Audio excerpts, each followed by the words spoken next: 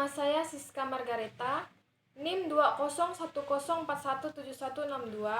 Saya dari kelas A2 Manajemen. Di sini saya akan menyampaikan hasil ringkasan bab 4, yaitu tentang media berita dan isu bukan pasar.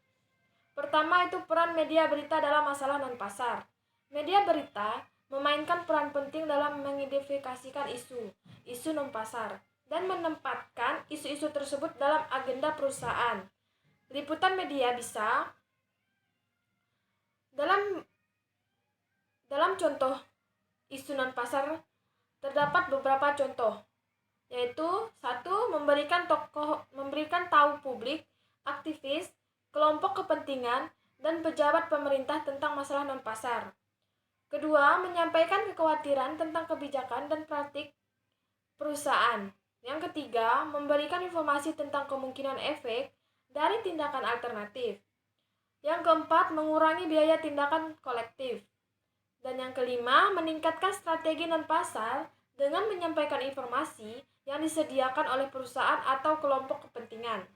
Dan yang terakhir, mewakili kepentingan dan prinsip yang konsisten dengan preferensi media berita tentang perannya dalam masyarakat.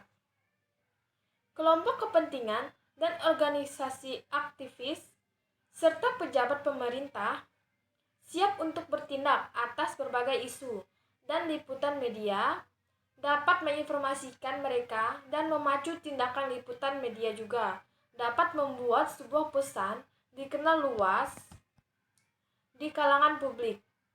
Kelompok kepentingan seperti serikat pekerjaan atau pengacara, pengadilan dapat memanfaatkan peluang yang diciptakan oleh liputan media tentang suatu peristiwa untuk meningkatkan kepentingan mereka. Liputan media juga dapat memberikan kesempatan bagi seseorang politis untuk mengajukan suatu masalah, mewakilkan konstitu yang terkena dampaknya, atau mengklaim penghargaan karena telah menanganinya. Pengusaha non-pasar di luar kantor publik telah mengembangkan strategi untuk menarik liputan media agar memperhatikan masalahnya, mempengaruhi publik, dan merangsang politik swasta dan publik. Sebagaimana dibahas dalam bab 12, kelompok lingkungan menggunakan rilis tahun inventaris zat beracun (EPA) untuk mengadakan konferensi pers guna menentukan pencemar terbesar di negara itu dan menyerukan standar lingkungan yang lebih ketat. Contohnya, mencolok dari peran media berita dapat memainkan strategi kelompok aktivis diberikan oleh kampanye, Dewan Pertahanan Sumber Daya Alam atau disebut dengan NRDC, dan melawan alar, bahan kimia yang digunakan untuk membuat apel matang lebih seragam dan tetap segar saat disimpan. Pesan dan interpretasi mereka. Karena pentingnya media berita, perusahaan dan manajernya harus mengantisipasi masalah mana yang akan menarik liputan media dan bagaimana media akan memperlakukan mereka. Mengilustrasikan peran media dalam menginformasikan publik dan memfasilitasi aksi non-pasar.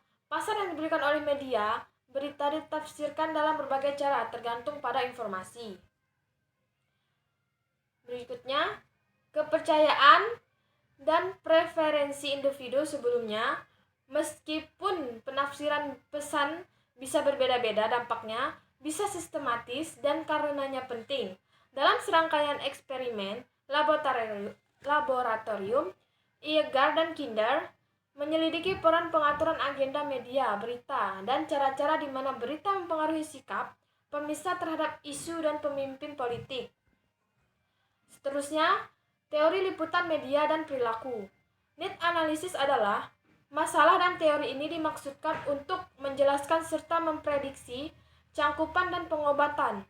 Perawatan dapat terjadi dalam beberapa bentuk. Dapat dicontohkan sebagai berikut. Pertama, presentasi langsung tentang fakta dan deskripsi peristiwa. Yang kedua, penafsiran fakta dan peristiwa. Yang ketiga, eksplorasi potensi, signifikasi, dan konsekuensi mereka. Dan yang terakhir adalah advokasi suatu tindakan. Berikutnya tentang kepentingan intrinsik audiens.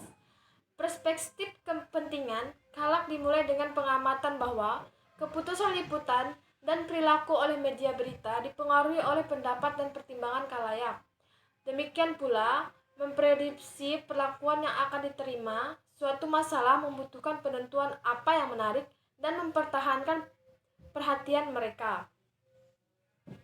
Berikutnya, tentang signifikasi sosial, yaitu di mana kewajiban untuk memberikan informasi kepada publik menempatkan media berita dalam peran pengawasan, dan peran itu seringkali bersifat permusuhan.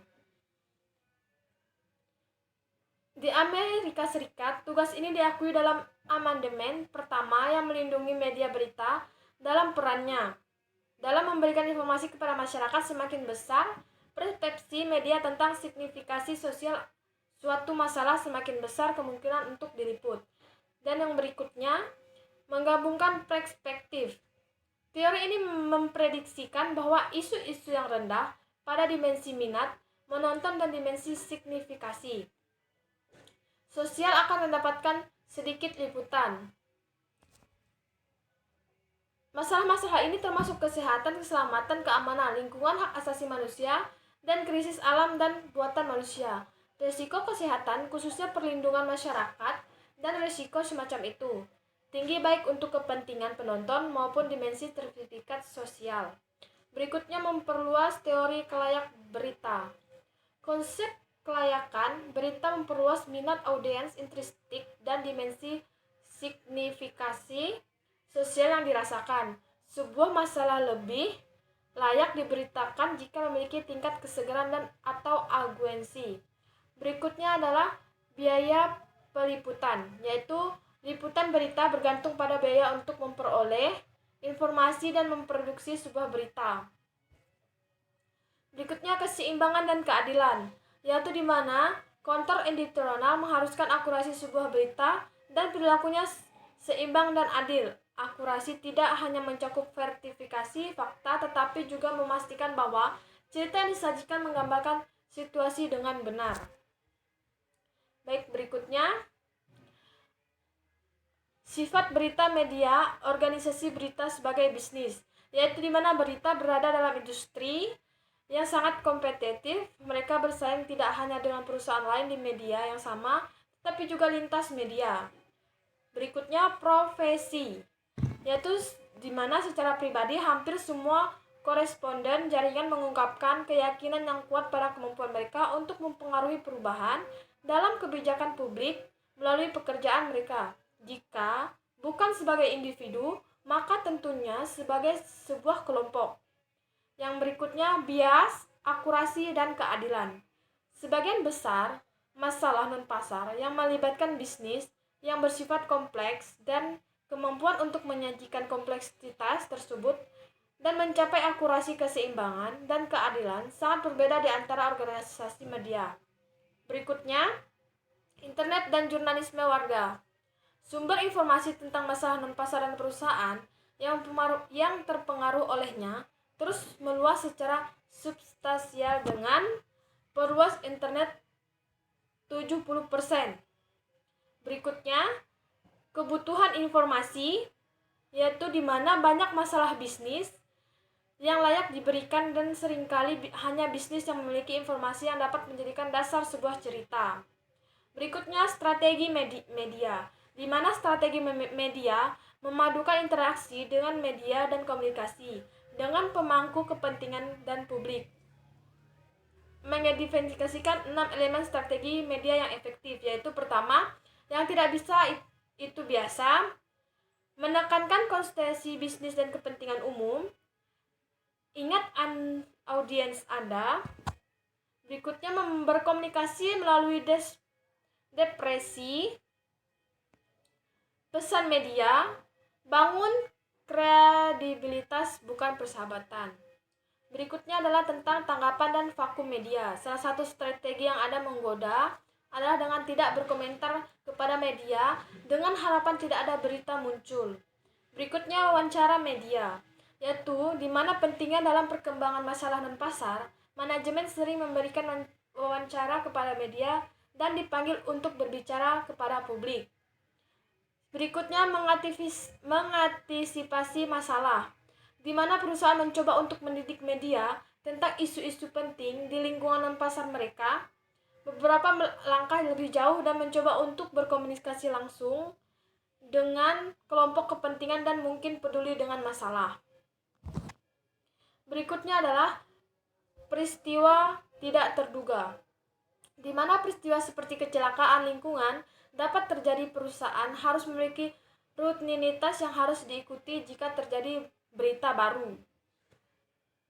Berikutnya, cara lain menyelesaikan penyelisihan dengan media, yaitu dengan cara pribadi, menempuh jalur hukum, defamasi dan libel, jalan politik.